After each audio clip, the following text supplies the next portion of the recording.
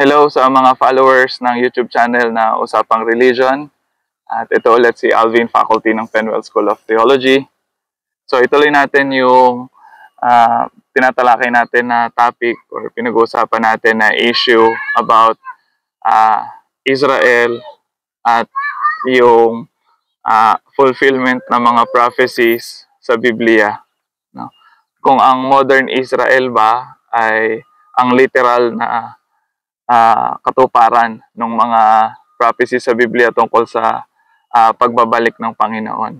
No? So doon sa mga naunang videos, marami na tayong napag-usapan tungkol sa history ng conflict, sino-sino yung mga involved dyan, at ano yung mga underlying ideological presuppositions or mga biases, mga pre-understanding about the issue, and at the same time, yung way ng pag-interpret sa scripture, no, yung theology ng dispensationalism na number one na nakakaapekto kung paano binabasa ng mga tao yung Biblia, at the same time yung mga pangyayari sa kasalukuyan.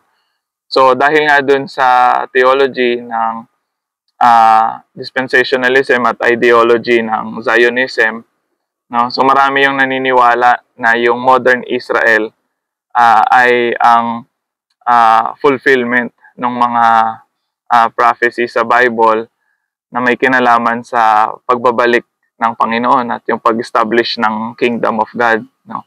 So doon sa video prior to this one, tinalakay ko yung view about sino ba yung Israel sa Old Testament, no? Particularly. No? So hindi ko man na-discuss ng malawakan yung buong Old Testament, pero makikita natin na sa Old Testament, yung Israel doon ay, ang tinutukoy na Israel doon yung mga tumanggap ng pangako kay Abraham, no? At pero hindi ibig sabihin na yung Israel ay yung mga anak lang ni Abraham or yung biological children lang ni Abraham. At the same time, yung pangako sa Israel that I will bless you and make your name great and I will make you into a great nation, may kasamang obligasyon yon, no, na extend yung blessing to other countries or to other nations. So kagaya dun sa example ni Jonah, no, na yung forgiveness, yung mercy, yung compassion ng Diyos ay hindi lang para dun sa Israel, no, kundi bahagi ng plano na yon is yung even yung Nineveh, who is considered to be an enemy of Israel at that time, di ba? So marami pang passages sa Old Testament no, na magpapakita na yung kabutihan ng Diyos ay hindi exclusively para sa isang klase lang ng tao or sa isang race lang or sa isang lahi lang, no? But it's actually extended, no, to every nation, to all nations, no? Regardless of ethnicity or race. So it just so happen na yung mga sumulat ng Biblia ay mga people of Israel or mga Jew. Kaya mas leaning towards, no, yung view doon sa perspective ng group of people na ito, no? Pero pagdating sa New Testament, makikita natin na yung plan of salvation, no, is mas nag-expand na siya, no, into the Gentile world. So hindi na siya limited lang sa mga Jew or sa mga Hudyo. No, kaya maraming mga writers sa New Testament, yan yung issue na ina-address nila, particularly si Apostle Paul, yung relationship ng mga Hudyo at ng mga hindi Hudyo sa loob ng church. No, and apparently, kahit sa ministry ni Jesus Christ, makikita natin na meron ding mga signs na nagpapakita na si Jesus Christ died not just for the Jews or for the people of Israel, but He actually died for the whole world. No? So, walang doon, no? Walang hierarchy, walang tinuturing doon na mas mahalaga yung isang lahi over the other. But everyone is actually part of this kingdom of God that is being created through Jesus Christ. No, ngayon, merong passage sa Romans, no, like sa Romans chapter 9 or 10 to 11, na para sinabi doon ni Apostle Paul na all Israel shall be saved. And may binanggit din doon na yung mga pangako ng Diyos ay hindi niya pwedeng baliin or hindi niya pwedeng baguhin. So kung ano yung covenant niya sa Israel, it's still the same, no? Kaya ang iba, ang tingin nila lahat ng mga Jew maliligtas on the basis of them being children of Abraham or being Jew, no? So, tingnan natin mabuti yan kasi yun ba talaga yung point nung sinabi ni Apostle Paul na all Israel shall be saved? I think kailangan mong basahin yun in the context of Romans na ang pinapakita doon ni Apostle Paul na salvation is, again, hindi lang for the Jews but even, for the Gentiles. You will see that yung universal plan of salvation from Romans chapter 1 to chapter 8 na yung all have sinned na tinutukoy sa Romans chapter 3.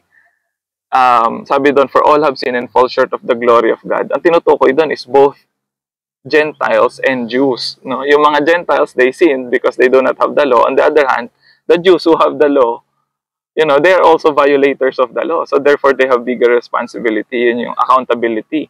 Yun yung point ni Paul doon. Kaya sabi niya, all have sinned. Lahat nagkasala. Whether you are Jew or Gentile. Kaya yung applicability ng salvation na ginawa ni Jesus Christ is more than dun sa covenant, more than dun sa Torah, no? Na universal yung salvation na ino-offer ni Jesus Christ, not just for the Jews, but for the Gentiles as well. And yun nga yung wino-workout ni Paul at na maraming New Testament writers, how the Jews and Gentiles can find common salvation, no, through Jesus Christ. So, ibig sabihin, ang people of God na sa New Testament is everyone who is under Christ. No, who is saved by having faith in Jesus Christ, since Jesus Christ is the fulfillment of the law. Or in other words, siya yung kumumpleto dun sa Torah or dun sa Old Testament. So kaya ang idea na sa New Testament na sinasabing all Israel shall be saved, makikita niyo sa Romans chapter 9 to 11, na ang all Israel na tinutukoy dun is both Jews and Gentiles. No? So ibig sabihin, hindi binabinali ng Diyos yung pangako niya sa Israel dahil meron pa ring salvation for the people of Israel through Jesus Christ. No? Kaya nga interesting yung metaphor niya sa Romans chapter 11 na yung mga natural branch, no, talking about the Jews. They were cut off so that the Gentiles will be included or grafted in. So ibig sabihin, yun na yung Israel ngayon na tinitignan natin, yung olive tree na meron nang nag-graft ng mga wild branches. So I think yung sinasabi doon na all Israel shall be saved, should be read in that light, no, na ang Israel na tinutukoy na ni Apostle Paul dito is the new people of God consisting both of Jews and Gentiles.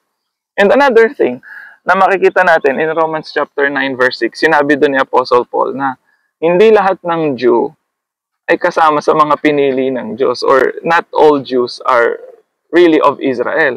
So ibig sabihin, ang totoong mga Jew na tinutukoy or ang totoong people of Israel are those who receive the promise, no, by faith. No, hindi on the basis of circumcision or on the basis of following the Torah or on the basis of their ethnicity or race. Kasi kung on the basis of ethnicity, kaya sila niligtas dahil sa pagiging Jew nila, the salvation now would depend on the race. No? So yung lahi ang determining factor para maligtas yung mga tao na yan. So kaya maganda tignan natin, no, bago natin i-claim na itong mga Jew na to or itong mga Jewish people na to will be saved on the basis of them being children of Abraham. It's something na hindi yata sinusuportahan ng Biblia, or we can say unbiblical na theology. No, na these people will be saved just because they belong to the ancestry or line of Abraham. No, kasi even sa gospel, di ba, kinikriticize ni John the Baptist yung mga Pharisee for claiming they are children of Abraham, pero disobedient sila sa Torah, sa covenant. So sabi ni John the Baptist, even out of these stones, God can create children of Abraham. So ibig sabihin, hindi wag niyong ipagmalaki na anak kayo ni Abraham. No? Dahil kahit yung mga bato, pwedeng maging anak ni Abraham. No? And sa John chapter 8, may magandang conversation doon si Jesus tsaka yung mga Jew at this time. Yung mga Jewish leaders na kinikriticize nila si Jesus. So sabi ni Jesus, the truth will set you free. Tapos sabi ng mga Jew doon, hindi kami na-enslave ng kahit na sino. We are children of Abraham. So hindi raw sila naging alipin, pero galing sila sa exile, or until up to that point they were in exile because of they are under Rome, di ba? So sabi ni Jesus, may aeroplano. Okay lang yan, wala namang bomba dito. Anyway, so sinasabi ni Jesus na dun sa conversation between the Jewish leaders, na pinagmamalaki nila children of Abraham sila, sabi ni Jesus, your father is of the devil, is the devil, because he is a liar and a murderer. No, kasi sabi niya, itong mga Jewish leaders na to, they are planning to kill Jesus. So sabi ni Jesus, hindi yan yung ginawa ni Abraham, kung pinagmamalaki niya na sons of Abraham kayo. So hindi si Abraham ang tatay niyo. So ganun yung ganun yung conversation. Now, we are going to extend that way beyond pa, no? Sa Book of Revelation, meron tinukoy doon si John the Beloved, yung writer. No, traditionally, no, si John the Beloved or the Apostle or the Elder, yung writer daw noon. May tinukoy siya na yung isa sa mga nagpa-persecute or nagpapahirap sa mga Christians at that time belongs to the synagogue of Satan. You know, they are claiming to be Jews, but actually they are not Jews. No, sa modern translation ng Pinoy version, sabi mga kampon sila ni Satanas. No? So, kung yung mga Jew ay tinitignan sa Biblia na masisave on account of being Jew, mukhang hindi yun yung pinapakita ng Biblia sa atin. Now, ang pinapakita sa atin ng Biblia, whether you are Jew or Gentile, na maliligtas ka lang, you know, by having faith in Jesus Christ. No? So, kaya to say na itong mga modern Jews na to, na nakikita natin yung kanilang behavior, no? So, mahirap sabihin no, na itong mga modern Jews na to is talaga yung fulfillment ng scripture. No, siguro in a way fulfillment 'yan in a sense na sila yung mga Jew na kinikriticize, you know, sa Biblia na violators ng covenant, and sila yung mga hindi sumusunod or malayo sa kalooban ng Diyos.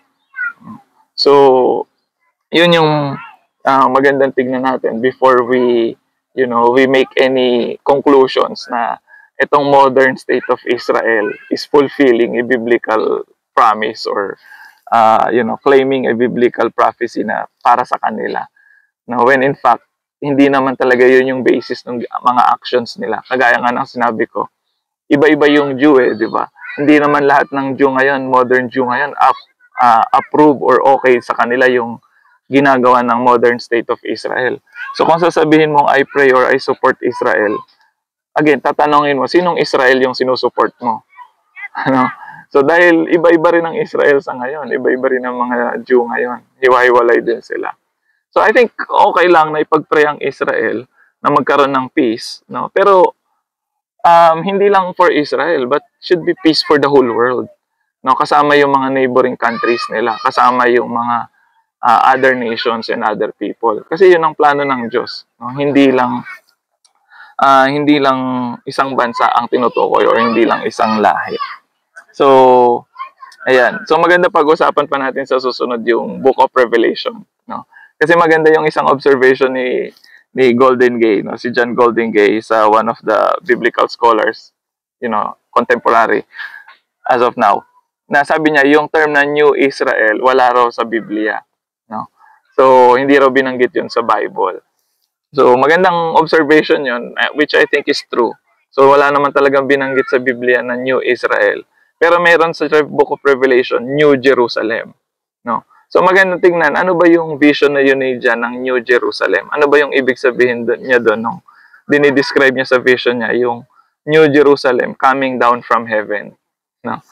So, mayaman yun no? Malaman yung expression na yun na sinabi ni John. And I think makakatulong yun para mas maintindihan pa natin kung paano natin tinitignan yung mga current events, yung mga kasalukuyan nangyayari sa panahon natin ngayon.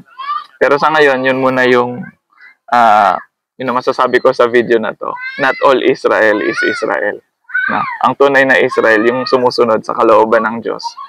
Regardless of your race or ethnicity or whatever cultural background you're coming from. No? So, yun lang. Maraming salamat.